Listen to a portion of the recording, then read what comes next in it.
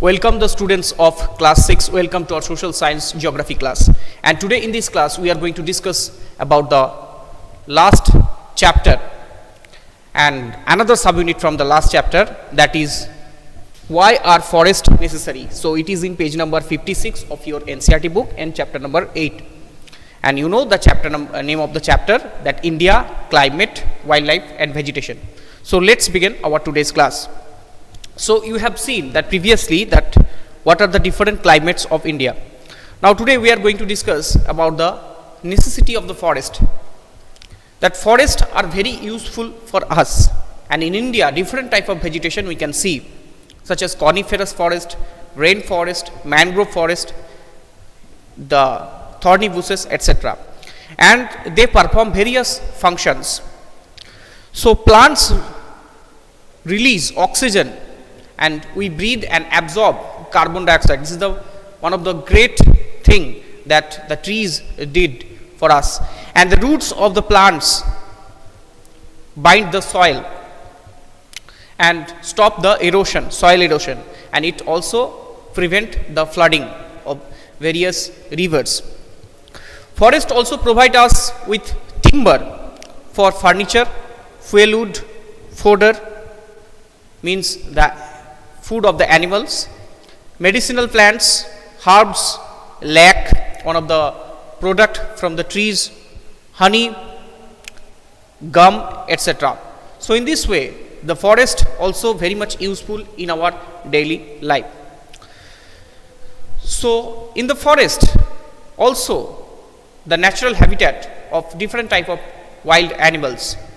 So natural vegetation has been, but there is some problem that natural vegetation has been destroyed to a large extent because of the reckless cutting of the trees, and we should plant more trees and protect the existing ones also, and make people aware of the importance of the trees. So we can also have special programs like Van Mahotsav to involve more people making our earth green. So you know that due to some forest fires in Amazon rainforest, in Australia and in USA, in some other parts of the world, huge amount of forests also, the huge forests also burned, and this is also very harmful for our planet, because the trees also prevent the greenhouse gases.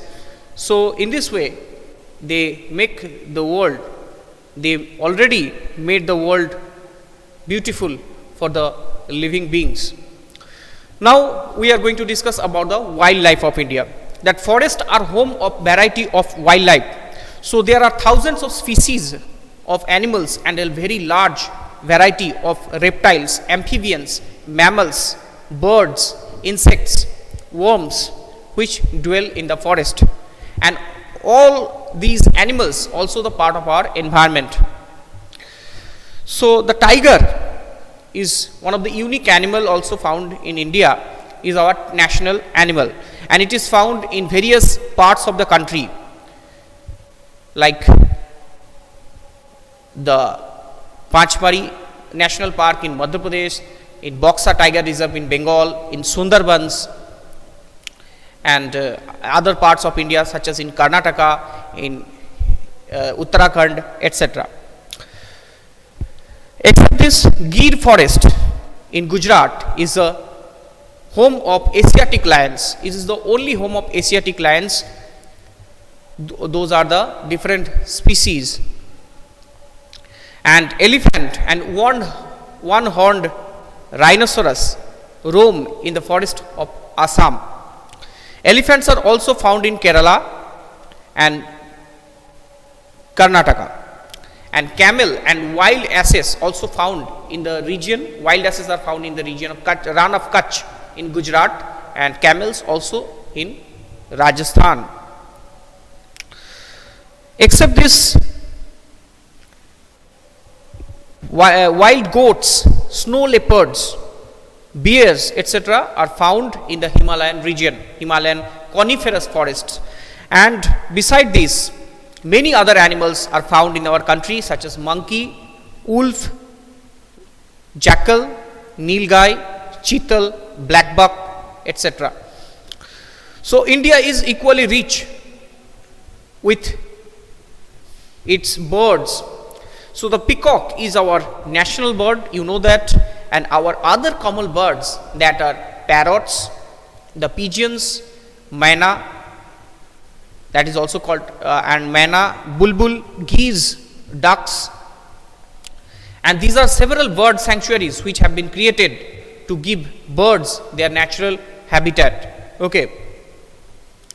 Such as the Kulik Bird Sanctuary in North Bengal, also a very famous tourist spot and the natural habitat of many birds. So these provide the birds protection from hunters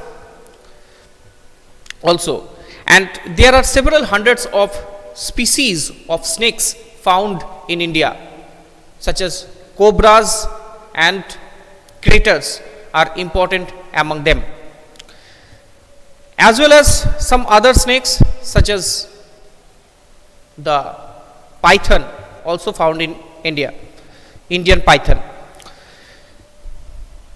So due to the cutting of forest recklessly because of the development and urbanization, people, they are building homes, the apartments, business houses, factories, and cutting forest recklessly. So that's why several species of wildlife in India are in the verge of extinction, and they are declining rapidly.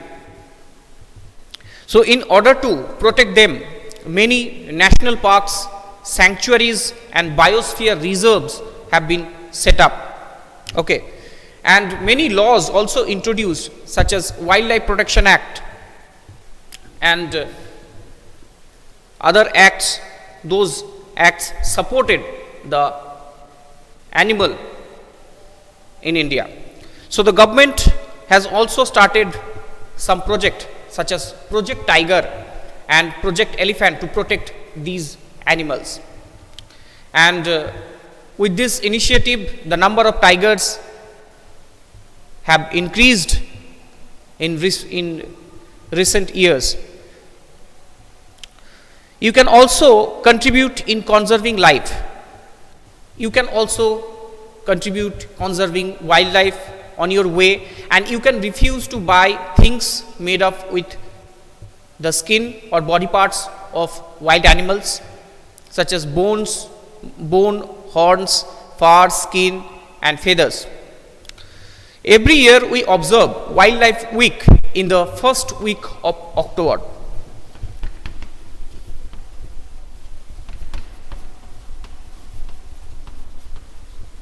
We celebrate this first week as the Wildlife Week, and to create awareness of conserving the habitats of the animal kingdom, we can also contribute in conserving wildlife in India, because these are very much necessary to us. So now the last one, it is the migratory bird. So not only in India, these are some common birds, some migratory birds also every year they visit India. They came to India and they also live here for few months, such as the pin-tailed duck, curlews, flamingo, the pink-colored bird, osprey, and little stint. These are migrated to our country in winter season every year.